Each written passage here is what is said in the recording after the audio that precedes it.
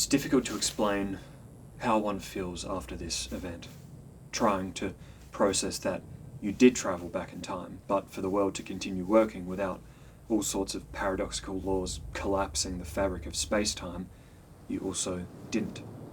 One version gets to go back, the other gets nothing but the knowledge that you made another unknowable version of yourself much happier. The cycle is similar for most people. Intense depression, a nihilistic sense that the universe is unfair, a grieving for your individuality, that you're not special. A pessimistic outlook confirmed by the machine's decision to keep you here while the other you embraces the rewards. This half explained my wife's recent misery. We'd hated each other and our relationship before her attempted use of the machine, but it was now clear that the quality of our lives had been steadily declining since. It was within weeks of this fight, this final stamp on our marriage and continued coexistence, that she left. We ceased all contact. I don't know what happened to her even now.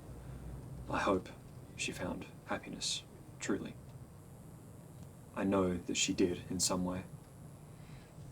In the early days following our separation, I felt a confusing satisfaction that I was free from a terrible relationship and an anxious restlessness for my sudden, crushing loneliness.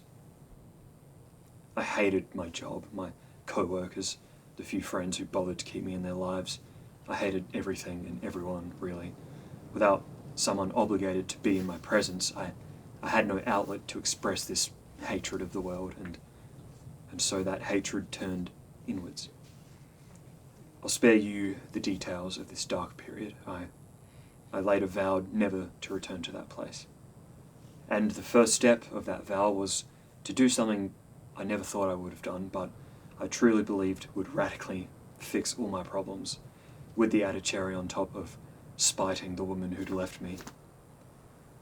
So I emptied out half my bank account and booked the appointment for within the week. Waiting times were low at this stage, given the public's view on the machine's ability to properly function. As I made my way to the high security facility where the machine was guarded, I felt better than I had in months, perhaps years. I rode the high of knowing that soon I'd be in my own body, 2.5 years younger, ready to make drastic changes to my life, embrace the endless possibilities that would open up to me. I mean, I could repair things with my wife before they'd worsened beyond the point of mending. I could invest in all the recent stocks to easily make millions. I could recreate all the most popular artworks and music and stories from the last 2.5 years and take all the credit for myself. I could avert all the biggest disasters and tragedies within my power to stop them from ever even happening in the first place. Of course, I could even just simply relax and spend time catching up on menial enjoyments with the added months to my lifespan. These possibilities rattled around in my brain as I entered the facility, as I walked through the office building hallways and was escorted to the basement, as I laid eyes on the machine in front of me for the first time, as I walked up to the great contraption constructed of impossibly smooth, polished metal and stone, the shimmering light confusing my eyes like an inescapable optical illusion. And as I finally stepped in and the process began. I have to remind myself that you don't remember what it's like, so I'll describe it as best as I can, but just know that words can't do it justice.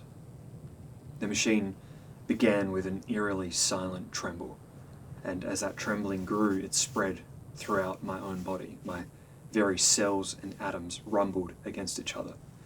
An intense warmth flowed through me like a thick liquid enveloping the synapses in my brain.